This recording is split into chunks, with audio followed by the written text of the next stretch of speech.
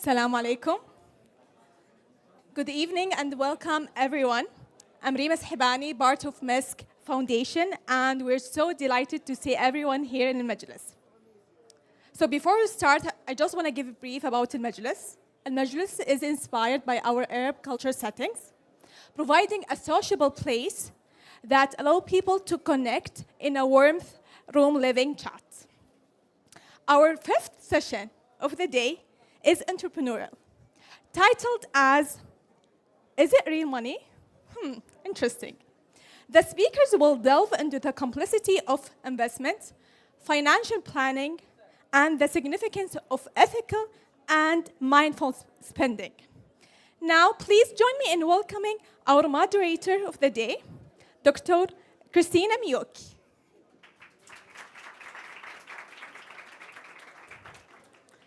And let's extend a warm welcome to our special guest for the day, Ms. Ahana Banerjee.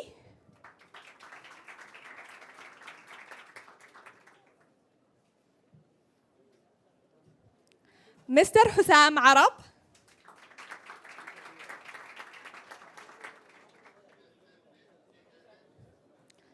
And Dr. Ibrahim Al-Mojel.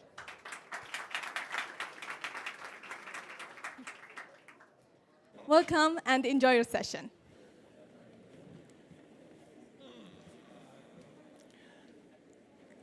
Good evening, everybody. Welcome to the session. We are going to be talking about money. All kinds of money, new money, old money, digital money, how we make it, how we spend it. Maybe also how we invest it, Ibrahim. To start, we're not going to introduce ourselves, but I would like to ask my panelists to share a story that they have heard as a child in their youth about money that has shaped them and that still holds true today. Who would like to start? Ahana?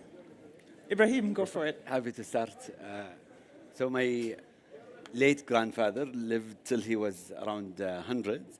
Wow. But anyway, I remember late 80s, he would say, what do you do with your money? A third you eat with, you live with, a third you work with, a third you bury. And that's been a class in asset allocation I stuck with till today. Fantastic. And I love that. ثلث تاكله ثلث تدفنه ثلث تجربة بالعربي. I'm sure you wouldn't have used the word asset allocation. Yes. It's spot on. Amazing. Ahana? Yeah, I can go next. So a little bit of context about my childhood. I didn't grow up in one place. So I am of Indian origin. My parents were born and raised in India, but I lived in the UK all the way up till I was 14 years old and was very much more raised with British culture, Western culture. Then at the age of 14, we moved back to New Delhi and I experienced Indian culture as a very anglicized Indian. And then at the age of 16, moved to Singapore and experienced a whole new culture all over again. And so I think growing up, I had a lot of different influences and a lot of different realizations. And when it came to wealth, I had seen such extremes in my childhood. When I lived in the UK, I went to a regular government state school. When I moved abroad and I lived in India and Singapore, I went to very, very privileged international schools. But I also, especially those years living in India, saw a lack of wealth on the biggest extreme that I'd never seen before, having been raised in the UK. And I think that made me acutely aware of how lucky I was, frankly, and how important money was, especially having not grown up with much of it, and then by the end of my education as an 18-year-old, being around some of the world's most privileged children. And so I think not only was I very much aware of it, but I had also seen in my own parents, when I was young, not having that much money, but my dad and my mum together consistently working very, very hard. We're a very close family. And more broadly, it was this notion of delayed gratification, which I think wasn't just affecting sort of money and finances, but everything from education to health of, there's a reason we're telling you to do this homework. It's not fun now, but it's going to pay off in the future. Or there's a reason that we're not going to eat the junk food. We're going to spend longer cooking to eat a healthier meal. And I think that's something that my parents instilled in me from a very young age in all facets of life. And I think when it comes to money, that's some of the best personal finances advice that I've taken and that I use. You know, I've always been saving money. I've been investing my money from a young age. I'm 24 now, and I invested from the very first paycheck I got from the first internship I did when I was 14. So I think it's always just been instilled to me to delay the gratification, whether that's with money, whether that's with something else. And when it comes to investing, patience is one of the best tools you have, and it doesn't require any skill or intelligence. It's just time, and I think that's definitely helped me and paid off in the financial sense. Amazing, thank you. Hosam? Yeah, so I think somewhat similar as well in terms of just a lot of this comes back to my upbringing and that of my parents and that of my grandparents. So I'm originally Palestinian. My grandparents were refugees. My parents were refugees. We continue to be refugees up until this very day. And with that, you always have this idea of saving money for a rainy day, right? Not a rainy day like this one, but a rainy day where you need to plan for the future. You need to ensure that you're not spending everything that you have in front of you. And so one of the things that we wanted to work on as we were building Tabby as well is just ensuring that people have discipline around money, and a way to spend it and ensure that they are capable to sustain themselves into the future. Amazing. Yeah, money is a good that comes easily often, but it goes much more easily very often. So let's dive into this a little bit. Ibrahim, first question for you. So we're looking at all kinds of new payment options that came from the iPhone and from credit cards first, but right now you're basically moving around online and everything you can do is just you buy what you see with one click. How is this creating challenges, but of course also opportunities in Saudi and beyond? So it's redefining how we engage with money, and there are opportunities and challenges. I'll begin with the challenges, then we can go into what's good. The challenge is you lose connection with what the money is. So is it real money? That's an on-point title. I remember when I first got the Apple Watch, I was showing my mother how to buy a suit. Yeah. And like this, we don't even click or just, you touch it, you lose X. And it's not real money. Nothing happened except that you got the suit, you got the gratification, and then at the end of the month, you remember that what you did, and without any of the benefits that you got from, at least when you pay, you feel the pain and you feel the pleasure. Here you accumulate pleasure, and then you get hit with the pain suddenly without that compensating pleasure. So that disconnect between money and what it means is changing how we engage, and for young people, it makes it tougher to create discipline. And then you have Tabby, Tamara, and stuff that even the end of the month, you don't really need to worry about it. But at the end, you are going to pay. So regardless of how we deal with it, we need to link the pleasure of getting with the pain of it. And without it, it's an issue. The opportunity, however, now with the ease of engaging with money, savings should be easier. Investing should be easier. Even delayed gratification, which I love that term. I love that focus that you had with the difference in experiences you've seen. You can gamify it and make it easier. You can get kids a benefit of delayed gratification through a gamification. We've seen some startups do that. So a lot to say about this, but I think know that money is real, you'll pay for it, and connect the good side of it, savings and investment, with some gratification that you can gamify. I love this, and I think it's very poignant that you're including the need for gratification. The physical act of handing over money is something that used to mean something. It's way less interesting to pay with your Apple Watch. So you need to build something in that replicates that feeling. Is that right? Yeah, exactly, and reminds you of the pain of losing that money. See, the problem is not gratification to savings and investment, but pain somehow when you buy something. Because now with the disconnect, you get the pleasure of buying, and you don't need to worry about the pain till later. So if you think about the psyche, we are not connecting that with this. So while this is causing that, and you are creating a bigger debt, especially with, but with Tabby, Tamara, and stuff, that's even a bigger problem to have. So we need to fix that, especially for young people, and connect the pleasure of buying with the pain of paying. Amazing.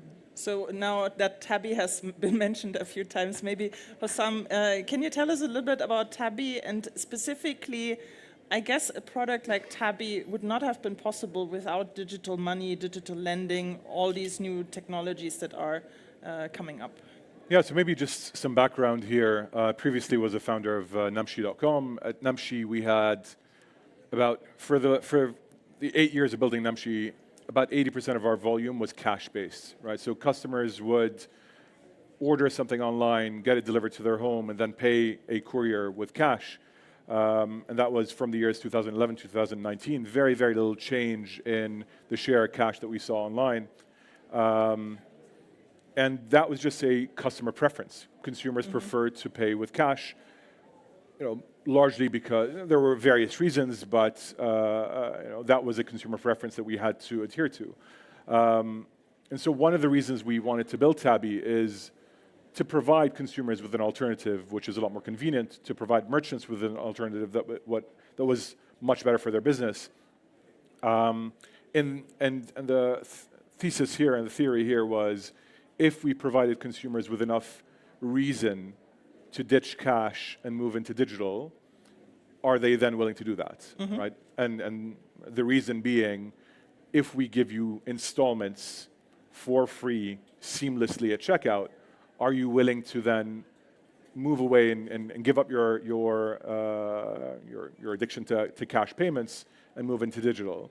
So that was the initial thesis behind this. And we saw that consumers actually did desire a better alternative, right? Now, back to your point earlier, the nice thing about cash is it's very finite. I can manage, I understand exactly how much I have. At some point it runs out, and therefore I need to stop spending. Hard to overspend, yeah. Yeah, with digital, that becomes a lot more difficult to manage.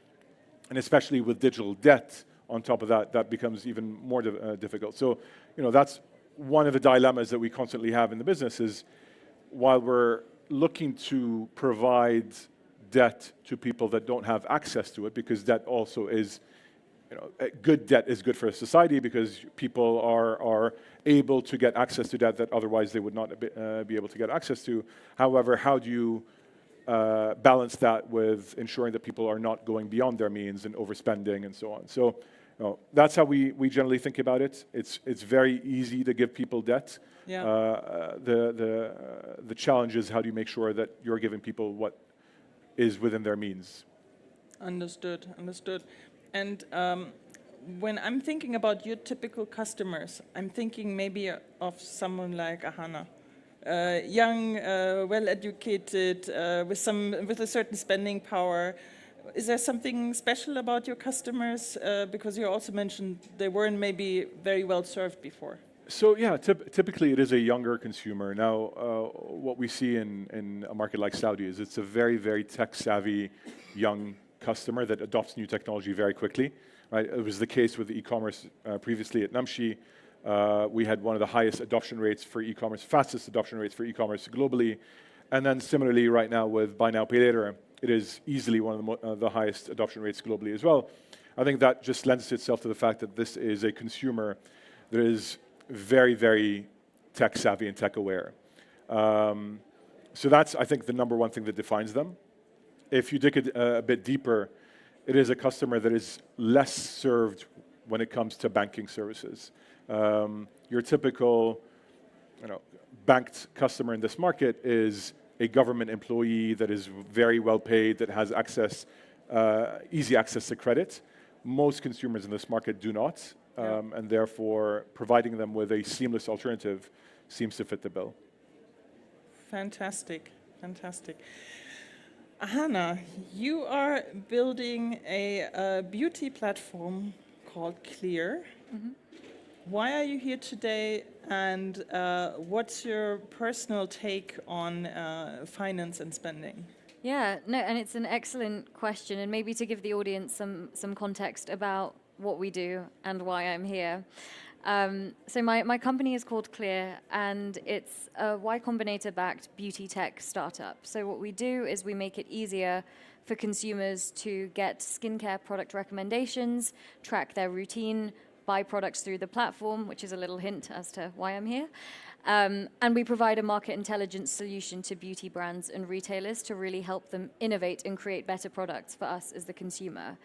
Now, my company is very, very personal to me. The reason I started is because I have suffered with skin issues my whole life, and as a consumer have found it very difficult to know which products I'm using, whether they're working. And another big part of it, of being a young consumer, is skincare is expensive. And I'm sure many people in this room who are also skincare enthusiasts or have just purchased beauty products will know how much money we spend on these products. Now, maybe I can ask a quick question to the audience. For the women and the men, do you know how much money you spent just on beauty products in the last month? Does anyone have a number that comes to mind? How much do you think you spent? Zero. Sorry? He has a stock. Okay, well, what we find is that unfortunately most beauty consumers have no idea. And if it's zero, good, you are saving all of your money, so good job. But he has great skin, though. But please do use an SPF, no matter the weather. So please invest in one. Most beauty consumers have no idea how much money they spend on skincare. And often these aren't consumers who have lots of money or disposable income. Sometimes these are young people who have skin issues and they're teenagers trying to get solutions and they have no idea what to use. They're spending money left, right, and center and are also just not aware of it. So something just being in that demographic myself that I wanted to do through our platform was actually give the user some insights, some data insights on their own spending habits. And my background is in physics. I did a lot of data science while at university. And even just from an interest perspective, knowing how much money am I spending on skincare? How does that compare to other people with oily, acne-prone skin? What does that look like in terms of moisturizers and cleansers and SPFs and serums? Where am I actually spending most of my money? And the reason we built this into the app was not just because I wanted it as the founder and CEO, but it's because the demographic that my company attracts is vulnerable in a sense and often, unfortunately, doesn't always have access to financial resources and hence isn't always the most financially literate and isn't equipped to be responsible when it comes to using platforms like Tabby and other platforms that are great, that are amazing technical innovations when you know how to use them. And so what we're doing is we're trying to help our consumers in a field that they're already interested in, which for us is beauty, is skincare, to just have an idea how much you're spending, just to have that first layer of awareness that money comes into this. Again, it comes back to it's so easy to spend. We are also an e-commerce platform. It's never been easier to buy a product. So we want to make people realize that you are buying products, you are spending money on products. The other side to this also comes from sort of ethical and mindful spending, not just being aware of how much you spend, but making sure that you're not wasting money. Again, when it's so easy to just spend, how are you making those spending decisions? So what we're doing on our platform is we're analyzing the data across this community and using it to make data-driven product recommendations in an attempt to actually help people buy fewer products. We're not trying to optimize sales. Most of our revenue doesn't come from sales. It comes through the innovation services that we offer. And what that allows us to do is actually, in the best interest of the consumer, try and make the best product recommendations that we can, so that not only is it bad for the environment to be buying products, wasting them, etc., but it's bad for your bank account as well. And we want to help the vulnerable young women that are, in this trap of just endlessly spending money on products that they don't need and use. So those are some very interesting analytics in a very special category of spending.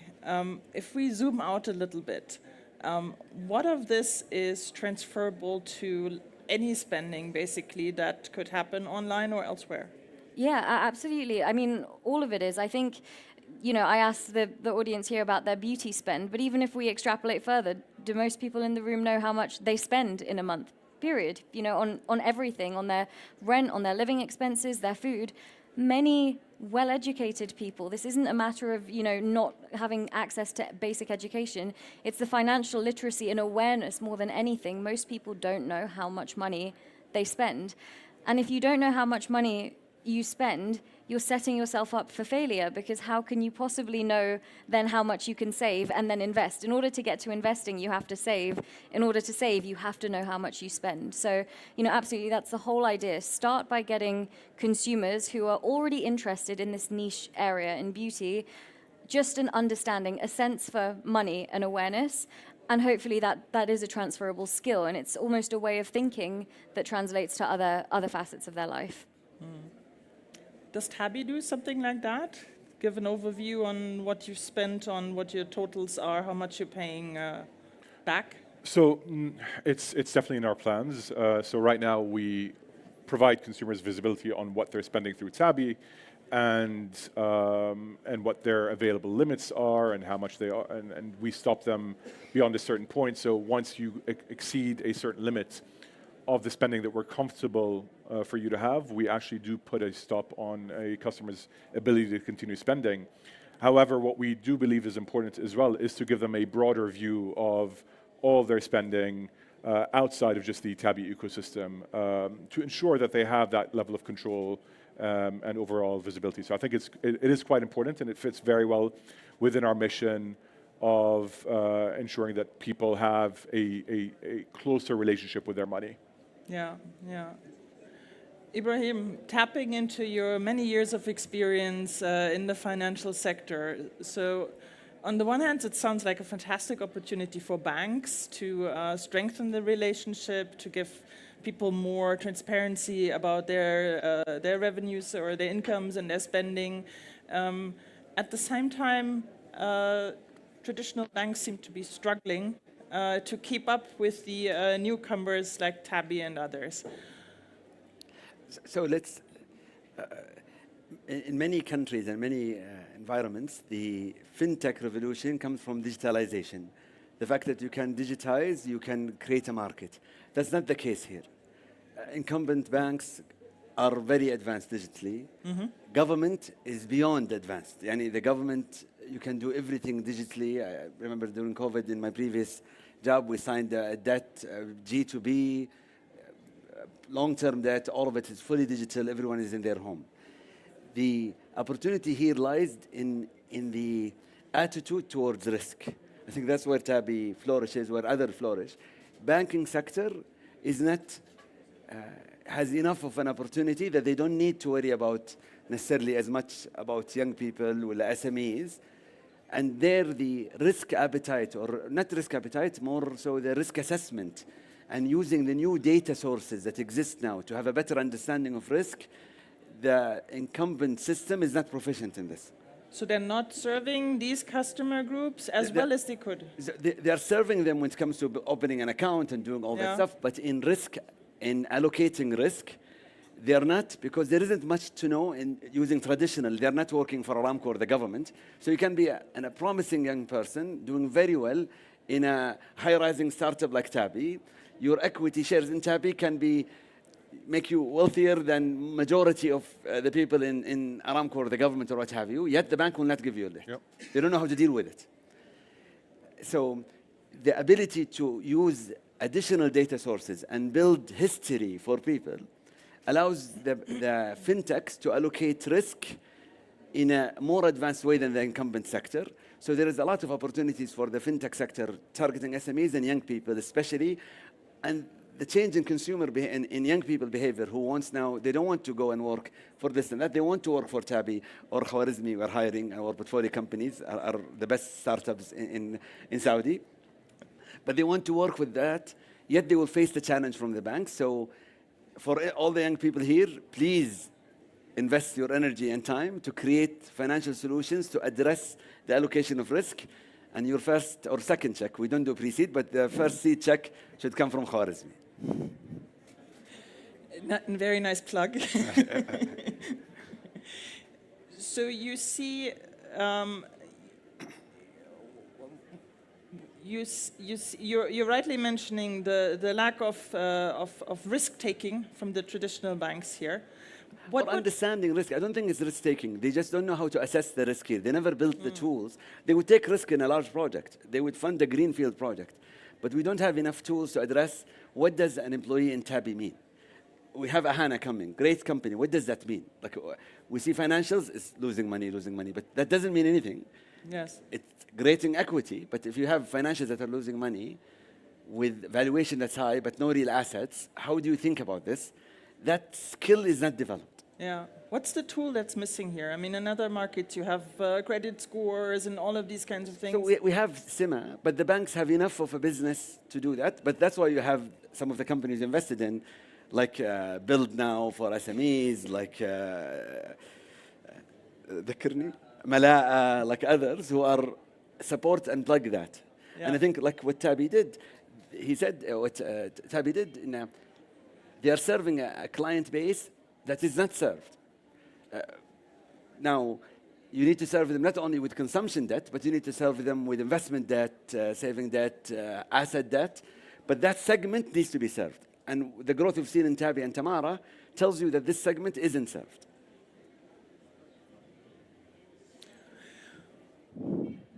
So let's look at some of the underlying assumptions for the sector. So I'm trained as an economist, and all of that discipline builds on the idea that humans make rational decisions. Now, when it comes to money, especially when it comes to easy spending, that's not necessarily a very good assumption. What are some of the disciplines, what are some of the behaviors that you're observing when you're looking at people buying products on your platform, Ahana, and how do they discipline themselves? How do they maybe manage their purchases? If you can have insights into that. Yeah, absolutely. And I think, it's really difficult is the answer. With e-commerce, with online spending, it is so easy to buy. And I think it's, the discipline, it's, maybe to give an analogy, it's sort of like junk food in a way that you know it's bad for you. It's got junk in the name, but it is food engineered to make us want to eat more, and therefore when we start eating, it's very hard to stop. And I think when it comes to financial discipline, we're all aware, live within your means, don't spend more money than you make. It's not rocket science. And yet it can be difficult to put into practice, even when fully aware, armed with this knowledge.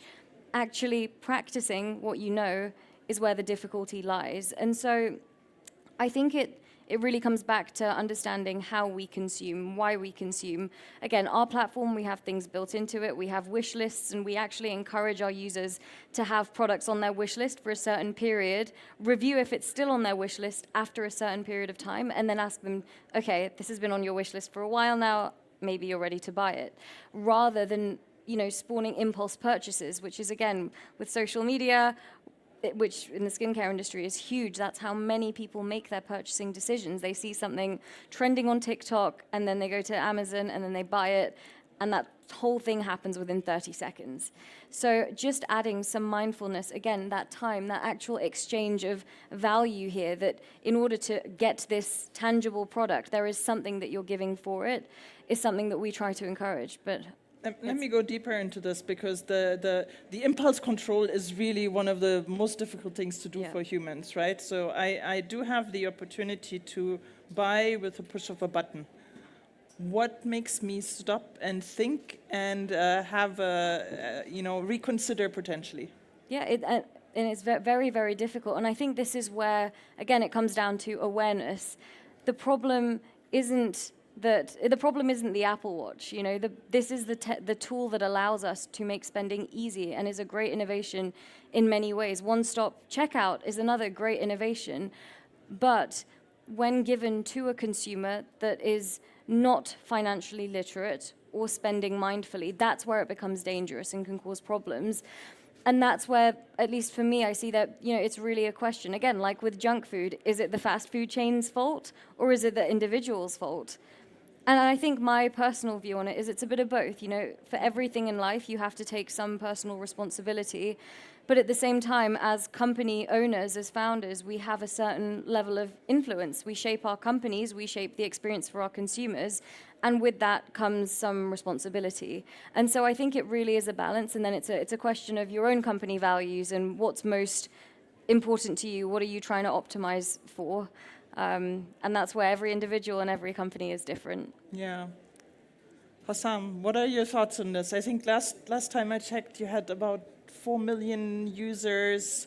I mean, the assumption that they're all financially literate and have all of this insight is probably a bit optimistic. So how do you deal with this, let's say, at least a mixed bag of competencies from your users to actually manage this fantastic tool that they have in your hands through Tabby? Yeah, so it goes back to, again, risk appetite and how we assess that, all right? I mean, if you look at a business like ours and compare that to a business like a bank or a credit card company that,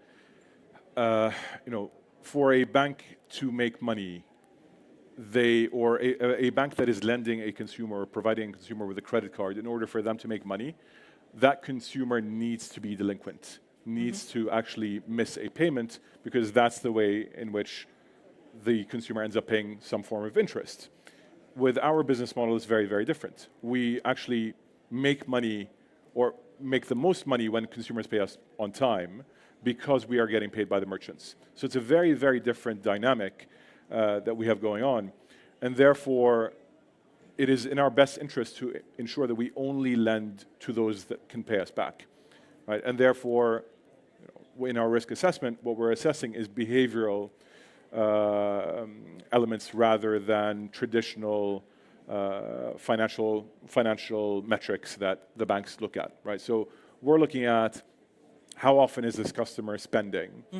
Are they spending within their means, i.e., they've been spending on this platform and spending 300 riyals a week for the last 10 weeks, and all of a sudden that is spiking. That for us is a red flag that we need to assess. Yeah. Right? And we're able to assess that in real time versus a bank that can't. And again, it's not in their best interest to only lend to those that can pay back on time, because they don't make money that way. Sure. Right? So it goes back to incentives and risk assessment. For us, the incentive is to only lend to those that actually can pay us back and are borrowing within their means. And we have the tools to be able to assess that in real time. So once you know that, let's say I spend way more than I usually do in a week. Will you let me know? Will you give me a hint? Will you ask what's going on in your life? So right now, unfortunately, all we do is stop you from continuing to spend on our platform. But the future, absolutely, is to educate you a bit further and give you signals along the way, right? Once we are able to give you a proper budgeting tool and proper visibility on your overall spend, then we're able to give you that kind of advice, and we can predict when you need to hold back and so on. But very, very important, right? I mean, it is a slippery slope. And back to your point, yes, not all consumers are well versed, and not all consumers are completely financially literate, and so we need to be able to manage that for our best interest initially, and then for the best interest of the consumer after that.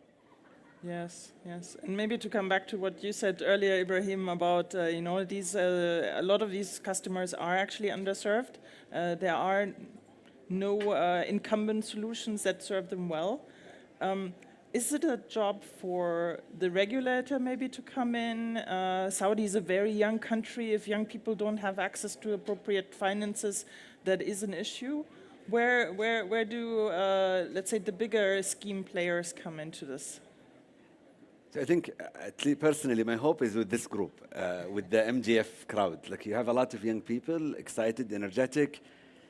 A lot of innovation can come from that. So if I will bet, I'll bet on that. The regulator has a role to play, and I'll have two dimensions for this. The first, they need to allow for more experimentation. So we have a very solid banking system. We didn't get hit by a lot of this because of the protection, and that's good. Yes. But allowing more freedom in the sandbox and more experimentation will go a long way. Because the way Tabby assesses risk is more nuanced than what the traditional businesses. Maybe the regulator cannot understand fully or doesn't appreciate the strength of this. So while the regulator has been very strong in allowing for fintechs, I think they need to allow for more experimentation. The other side, I'll go to what Hannah said. A lot of them, they might not be equipped to be responsible. I quote, I love that quote.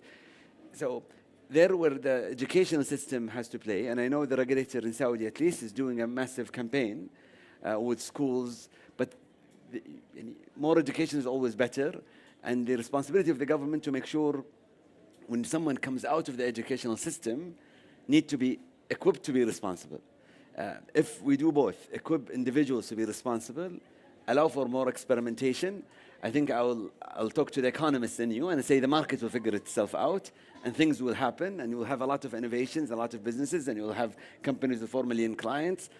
But you need that initial push from them. Absolutely, absolutely. Now, I'm also appealing at the VC in you. That's what I told. But I plugged once. I don't want to plug again. But I'm honestly, I'll share a story here. When we began Khwarizmi, I was very worried about how much money we should raise. Because it's a responsibility to take someone's money. So we have Al-Mojel, we have Ghadi, my partner is here. We anchored it as the families. Then we want to raise. And we put $10 million. We wanted maybe another 30. We got requests up to 100. My partner said we should go. I was very conservative. We had a hard cap at 70. We were the first one to say no to the government. By the time as Saudi Venture Capital approved this, we already closed. And I was telling them, don't remind people. Please don't remind people. We don't want them to give us the money. We want less. But I was wrong. The amount of innovation and energy we've seen in the region, and most of our investments in Saudi or Egypt, and from the young people like the ones here, we've been stunned. In 22 alone, we've seen 2,000 companies. We've met with 1,000. We invested in 25. Just because a lot more of the 1,000 were worth investing in. So there is a lot to be seen from this energy, and I'm happy to bet on what can come from that. So I'm very excited about the future here. And so you sit with some of the best founders here in the region in fintech. Would you advise them to build in some restraint when it comes to, also protecting the consumers a little bit from themselves? So one thing we check when we invest usually is not only there is the business model, the strength of it, but also the values of the entrepreneur. Yeah. The same with the culture within Khwarizmi. We discussed that. We have axioms. One it can be translated. A mentor a long time ago told me, life is too short. You work with people you don't like. So we need to make sure we work with people we like. There are enough opportunities. And I know someone will make us money, but ya akhi, alhamdulillah, we have enough. Inshallah, will be enough. Second, Allahumma rizqni warziq minni. We want people who believe that they want to be blessed and blessing come through them. So they want to be a blessing to everyone around them. And we've had that in the culture. So I'm not worried about my interests. I know that Yasser, Abdulaziz, Sarah will worry more about my interests than me. And I know that even if we agree on something and it's written and it's not supportive, they will change it. And we look for the same set of values for the, on the ethical aspect. I remember talking to a digital bank. I loved what they did. They added a product. If see someone with credit card, revolving credit card interest, they go and automatically ping them to say, we've seen you holding that for a long time. Let us offer you a personal loan. This idea that the credit card debt creates money is short-term. And Yes. Smart entrepreneurs know that this is short-term. You can make some money, but then if he's broke or she's broke, no one wins. Moving them to a personal loan reduces the gain for the bank in the short term, but creates more value and assets for the bank in the long term. But those are the ethics we are looking for. So far, we've had more than enough. Alhamdulillah, alhamdulillah, we've seen a lot of great talent in the region, amazing talent in the region. Fantastic. So I want to open for questions from the audience in 2 minutes, but we've talked a lot about financial literacy now and about key concepts that people need to understand to be able to function in the world today. I would like to hear from each of you one concept that you think is essential and that people need to understand before they start buying things online or offline. Whoever wants to start. I can go first, and I think maybe this is speaking as, again, as a young woman, maybe to the young women in the room as well. I think personal finances can feel daunting. You feel like you have to be, analyzing the markets, knowing what's going on, and it feels like there are barriers to entry. And I think the way that I see it, and you will know the economics far better than me with a physics degree, but if we look at the world economy, the 400 years of history we have, it's always gone up. That's the one thing that we're sure of. So rather than trying to outsmart the market, read up on individual stocks and beat, the greatest minds that are actually doing this as a full-time job, if you're saving a little bit of money every month, you can put it away in index funds and don't look at it. If you forget the password to your whatever wealth management platform you're doing, that's a sign of success. You don't need to be checking this. Patience will pay off. And if you can understand this from a young age, and from a young age be putting a small amount of money away into what has historically been the safest kind of investment, really, you're setting yourself up to build wealth over a long time, and you're setting the habit up. More than anything, it's almost a mindset to accumulate wealth. And maybe just on that point, I also see a distinction between wealth and richness. Richness is how much money you have. But let's say, you earn $1 million a year, but it takes $2 million to keep you happy and healthy, then you're not wealthy. If you earn $50,000, but it takes 20 to make you happy, then you're on the path upwards towards success. It's very difficult to control how much money you make. There are many factors that play into that aren't within your control. But what is within your control is your spending habits and what you do with it. So you don't need to be rich to be wealthy. Thank you. Yeah, maybe I'll take it from a kind of founder perspective and what we do for our business. And just back to your point, I think one of the key tenets that we look at and we work towards is doing good is actually good for business, and therefore, it's something that we continue to think about in every product that we build, in every product that we take to market. Is are there any gotchas for the customer? Are there any things that the customer is not aware of? We want to make sure that it is all very, very clear. It's not putting the customer in any undue stress, because while that might be good for us in the short term, it is definitely not the right thing to do for us in the long term. And clearly, the gauge for that and the way that we assess that is through what is good for the customer and what isn't. Yeah, so customer centricity, transparency will pay off. Ibrahim. So I'll remind you of what I began with, my grandfather's advice, which reiterates what Ahana mentioned: spend, save, and invest. And the nerd in me will have to suggest a couple of books. So I'll recommend The Psychology of Money as a new book, and The Intelligent Investor as an old book. Please read them. Thank you so much. Open to the audience. I think we have a mic somewhere.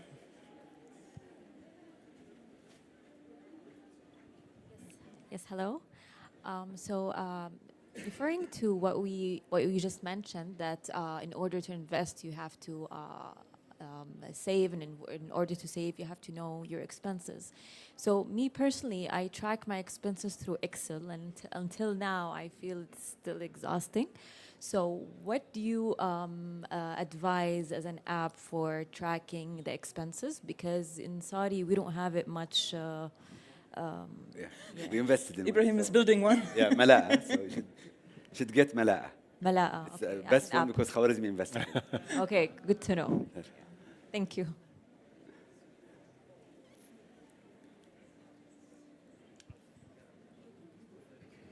Thank you. Thank you, everyone, for the session. I really enjoyed it. My name is Rawan Al-Maqbil. I'm the founder of a company called IX Meta. So we do VR and metaverse training for companies. My question is for Mr. Hosam, but first of all, I want to say congratulations on the news for Tabby becoming the first regional unicorn, fintech unicorn. It's amazing. Bravo. Thank you. Now, my question is for you, sir. Will Tabby consider going to the B2B, expanding their services to the B2B market? And if so, how do you see the integration happening? Yeah, it's a great question, and one that we've gotten literally from the very first year that we started the business. There's a great opportunity on the consumer side. There's also a very, very big opportunity on the merchant side, on the B2B side. And it's a dilemma that you go through as a founder, is how do you prioritize and how do you make sure that you're not spreading yourself too thin? And while the opportunity was extremely clear and exciting ahead of us to go into B2B, for us, it just came down to focus and ensuring that we chose a path and we just focused on that path, at least get that right, ensure that we have we've been able to solve the fundamentals of our core product and build around that. And then once we feel comfortable there, start to branch out into other opportunities. For now, consumer seems to be the direction that we're headed in. But at some point, I think it makes a ton of sense to go after the B2B side as well. But it really just does go down to focus and ensuring that you're not spreading yourself too thin at an early stage of your business. It goes back to your point earlier, Ibrahim. It's not only the young people with non-traditional jobs, but it's also the SMEs, small and medium enterprises that are suffering from lack of banking products in some sectors. Wherever the mic goes. My name is Ahmed Abbas. I'm a serial entrepreneur. I think I have two questions, one for Hosam and Dr. Ibrahim. What is the bad practice that the fintech in the region are doing now, and whoever want to build a fintech startup, they need to avoid or get away from it? The other question for you, Hosam, I think, what about pay now, pay later worldwide? They kind of vulnerable now with the spike on the interest rate. So how you guys are dealing with that? And also, the news is coming like, whenever a customer, get delay of paying the payment, you guys, I think there's a penalty, and someone is say it's riba and it's not, Sharia compliance. How are you guys are dealing with that? You want to take the first question? Okay, thank you. I think my first question was answered in your second question. Some fintechs started with the prevalence of free money that doesn't exist. And that was a bad business model to begin with, even when people came. If your business model is about the use of free money, that's an issue. Many fintechs had that. The other challenge, it's about building size, not P&L, which is fine, as long as your unit economic is positive. Even if the company is losing money, will lose money for a while. But some don't even care that the unit economic of the transaction is positive. So if you avoid those two things, we will write a check. Yeah, I think just on that, there was a growth at any cost mentality, not just within the region, but globally. And that seems to have gone away completely. And I think a lot of fintechs built their business initially with that view in mind, is let's just grow customer base, grow transaction volume, grow whatever it is, and then we'll worry about monetization and economics at some point in the future. I think that's clearly broken and that's gone away. I mean, I can't imagine any investor today investing in that model. So that's gone away. Obviously, very similarly, interest rates as well. I think one of the views that we took initially is to build this business assuming the world would change from where it was in 2020, right? The world was in a very unnatural place at that point in time. Interest rates at zero was just not normal. And so we went in with a view that things were going to change at some point. And so we built the model, the pricing around that to ensure that once things did change, we were in a spot that was comfortable for us to continue to scale the business. On your point on Sharia, listen, it's a point that has come up since the very, very early days of the business. It's not new. There have been multiple opinions on this. I mean, even post the opinion that came out a month ago, another Sheikh Al-Mutlaq came out a week later saying that the model works. Having said that, I think given the fact that there is this uncertainty within the market and some consumers just feel comfortable or don't feel comfortable with the current form of the product, we need to start innovating and providing alternatives to that consumer, right? If there is a consumer, and I don't think it's a small subset of consumers, that don't feel comfortable, then we need to give them that alternative, and that's something we're considering as we speak. Hi, my name is Walid Al-Bashir. I'm the general partner of Intuitive Ventures. My question to Ibrahim as an investor and to Hosam and Hannah as founders. How do you see the early stage valuation in the kingdom and the region compared with other places around the world? And for the founders, how do you see the outlet for exit, down the line, 5 years, considering that we start to see local exits here rather than the West? And thank you very much.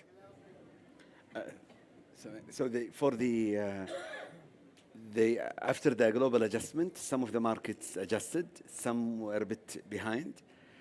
For us, we've been conservative from the start. So we have a special voting structure with rating and voting anonymous between the investment committee members, external member. And if the first check comes at a higher valuation, it's an automatic, like we up the threshold. Even because the idea, we have fiduciary for our investors. He or the entrepreneur, he or she might make money, but if it's not enough to justify the deal we have for our investors, we will not come in. And we've said no to deals that are great, and we know they will do well, but they will not give us the return we want. We've seen now adjustment, and what's been happening, instead of adjusting, they've been freezing the last valuation. So whatever valuation came in late 21 or early 22, you see some entrepreneurs are willing to take a 10% up, not double or triple, knowing that it wasn't reasonable from the start. Having said that, the market as a whole, we were in Milken in May, and the CEO of Stepstone, which is a large private market advisor, said he did an assessment comparing MENA to LATAM and Southeast Asia, adjusting for market, GDP per capita, population, blah, blah, blah. We should be at $15-20 billion a year. In tech, we are at 3. So regardless of this, they might be ahead. We are really behind. So a lot more. So all the entrepreneurs, despite the down valuation, you should really push. And advice for the founders. It seems exciting to have higher valuation in the start. You want the smart partners with you, and the smart partners will not, because they have also smart investors. So it needs to be a place where you allow for growth, not be excited about whoever gives you the most valuation now. Please.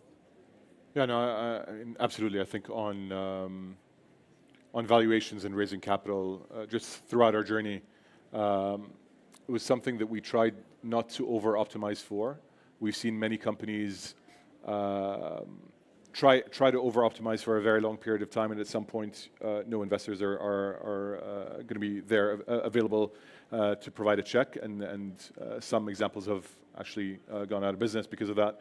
And so our view has been, while dilution is painful, especially as a founder, we always optimize for survival versus dilution, right? So ensure we have enough capital. Let's take the check, although we might be able to get a higher check in the future or a higher valuation in the future. Let's take what is available in front of us today, ensure that we have sufficient capital to survive and to grow the business. And I'd rather own a smaller part of a very large business rather than a very large stake in nothing. Just on exits, just on your point very quickly, it's very, very tricky to build a business with an exit in mind and again, overly focus on exit while you're building. However, you also want to make sure that there are those exit paths available to the business. So, it's just, I would say it's something you need to keep an eye on, however, not, again, overly focus on that. I think in the markets that we operate in today, especially at a certain scale, the opportunities for an exit to a strategic become a lot more limited, and therefore you need to be able to build a business that is able to manage its own destiny, specifically with regards to a public market exit, which is where we see the only real path for us as a business. Yeah, I would completely echo your thoughts about not optimizing for valuation. That was something that when I went into Y Combinator, they told us in very simple language, don't do it. And also there is the added caveat that for me, I did raise in 2021 where valuations were already very inflated. Being a YC company, being very honest, I'm also aware that adds an extra inflation to the valuation of the company.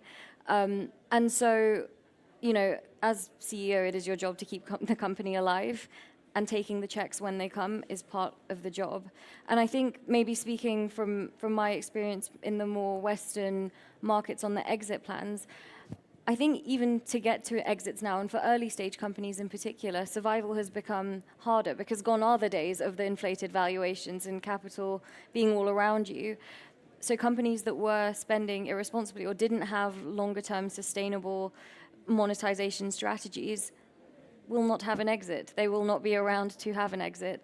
And so I think the next couple of years will be really interesting because I think someone described it as the startup tourists will be gone because their companies will just not survive. There's been such a shift. Even I've seen it with our own next round potential investors. The goalposts have moved, but the things that I'm being asked for are different. It's gone from retention and product focus to profitability, which actually aligns much more with my own personal values and something I'm quite happy about. But I think now there's a much stronger focus on actually building profitable businesses. And I think, as markets recover over the next couple of years, I think it's actually a good thing in terms of exit strategies because it means that founders, although again, you can't plan too far ahead, but founders are going into building companies with profitability and fundamentally good unit economics in mind, meaning that when the time comes to potentially consider exit opportunities, ideally, there are opportunities available because just by virtue of keeping your company alive, you have a really solid company. I know there's a few more questions, but one more question. We have time for one more question. Please keep it short. Yes, hello. Actually, we have two. He was One. waiting so I'll make it quick. Dr. Ibrahim, you mentioned that it's an interesting time for fintechs in general. So I wanted to ask if there is any white spaces that you can share with us from the investors' perspective, the entrepreneurs that you are meeting with, and Hosam, from the value chain, the solutions that you need to run a fintech business. So if you can mention a couple of white spaces from the B2B perspective that you need to, at building the product that you missed or you didn't find available at the market. So if you can share any white spaces or solutions. So yeah. I will try to keep it short. I think you as a consumer, for the consumer, will know better what's available, what's not. So you should look into what speaks to you. But outside the consumer, B2B in general, especially for SMEs, there is a lot more to be done. And the plumbing and wiring of the system, the fintech system, has a lot of opportunities to be done. We have a couple of open banking startups and stuff, but the whole plumbing and wiring needs more. Third, usually as a good advice, when you see people moving into a sector, they'll say, avoid it. I say no. When they're all moving into the sector, see how you can serve them. Don't compete with them, serve them. So in our PE, for example, everyone is creating a specialty cafe. We bought the second largest importer of specialty coffee. So we want to serve them. So when you see all the consumer tech, think who's serving all of them and what can you add? Not yet. Yeah, nothing really further to add beyond. I think B2B is a very significant opportunity to go after. I think consumer businesses are in an environment like this one. What a lot of fintechs don't or underestimate is the cost of acquiring customers. It's really, really, really expensive in a highly competitive consumer environment to go out and market to consumers to acquire them. The reason that our model works is because we're able to acquire customers via the merchants. We don't go out and spend money on Facebook and Google, which...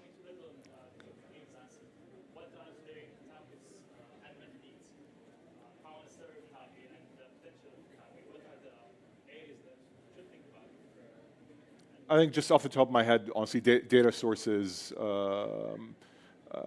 and just getting access to deeper customer insights from the government type data sources, I think would be quite important. The government today has a monopoly on data, and it's very, very expensive, and the quality of the product is just not serving our needs well. So I definitely see that as an area to go after. Amazing. Thank you so much. We started on a personal note. I want to end on a personal note. One quick sentence. We are in very interesting times when it comes to the financial services sector. We look back 10 years or into your youth. We discussed today a lot.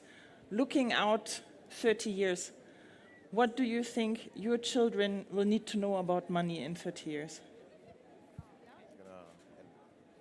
I think I'm too young to think about having kids. Fair enough. Hosam. I think it's the same lessons that we were brought up with. I don't think that is going to change much. I think especially for us in a time where I think our children probably are a bit more privileged than where my parents were. I also want to make sure that they hold on to the same values despite that privilege. Thank you. So I think in Saudi we have a special, this means a lot more. What we've experienced the last 5 years is just unimaginable. So very exciting going forward. I envy all the young people being young and ready at this time. This is just, we got used to it, but wallahi, it's not normal. Every time I go to any country I go to, what we're going through here is amazing. You need to internalize it, own it, hold it by the horns and run with it. 30 years from now, for my kids, is what my grandfather told me: invest, save, spend, and I'll add to it. Money is a means, not a destination. Thank you very much. Thank you for coming.